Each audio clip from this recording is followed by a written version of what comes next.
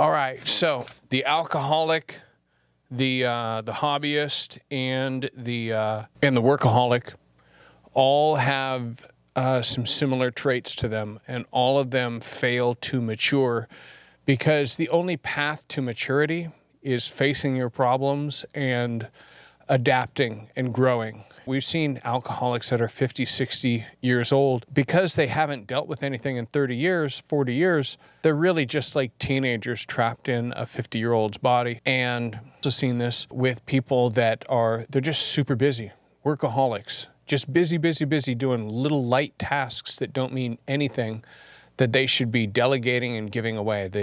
They run organizations, whether they're business owners, whether they're leaders in a charity or whatever. They are in charge of stuff and they are perfectly content with doing, busy, busy, busy. And that sort of thing, you're not dealing with anything and you're not leveling up your leadership. The hobbyist is horribly confused about the purpose of their life. All three of these, in my opinion, are dealt with by one really big solution. Another form of delay and not maturing is by collecting information. I've seen people that are deceived into thinking that they're actually growing simply because the movie or the program or whatever happens to be nonfiction. That doesn't make it any more beneficial than a great Star Wars movie or something.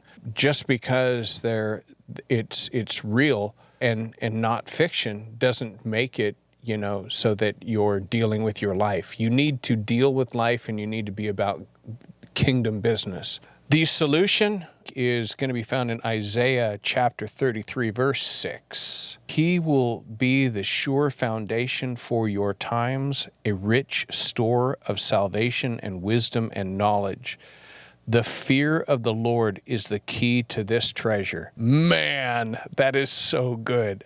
I'm going to read it a second time. He will be the sure foundation for your times, a rich store of salvation and wisdom and knowledge. The fear of the Lord is the key to this treasure. I 100% wish, I so wish that I could be inspired by love. But you know what? Sometimes getting me out of bed or getting me to get to work or getting me to go do something productive, I have to be convinced that there's a penalty for not getting up and going. I think that there's a ton of people that are horribly confused about the idea that they're going to anonymously go into heaven when they die, that there's going to be no review of their life, and that there will not be reward and punishment. Scripture's super, super clear on this. I was talking to a friend of mine just a few weeks ago, a missionary, and I said, my own opinion is that there's three kinds of people that lay on their deathbed. There's one that lays there and goes, Lord, I gave it all. I did everything. I really put it out there. There's another one that says, that's laying on their deathbed going, wow, that was really fulfilling. I'm so satisfied. I'm so happy with my life. Wow, am I satisfied? So happy.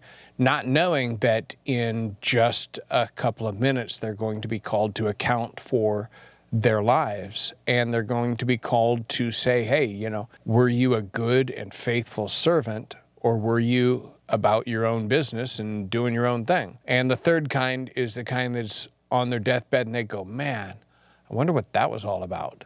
They're just absolutely clueless wanderers. For some reason, they thought it was wisdom to be a clueless wanderer. Matthew 25, 26 through 30, his master replied, you wicked, lazy servant. So you knew that I harvest where I do not sow and gather where I do not scatter seed?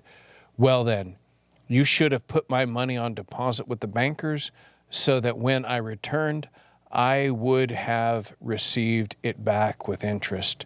So take the bag of gold from him and give it to the one who has 10 bags. For whoever has will be given more, and they will have an abundance. Whoever does not have, even what they have will be taken from them.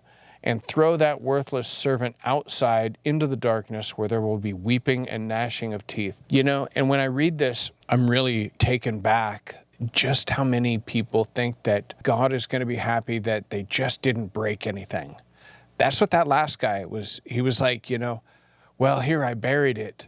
Here it is. I didn't break anything. That is not what God's about. And I would also suggest that you go back through and read the book of Joshua. It's loaded full of, seek me and I'll give you direction, and seek me and I'll show you the path to victory and success. Just seek me. Like, have me involved in this. That's what I've got. If you go to your concordance and look up fear and go to all of your New Testament references, you're going to find the fear of God is a very, very good thing. It's a very, very, very good thing. And you will find Jesus imploring you to fear God.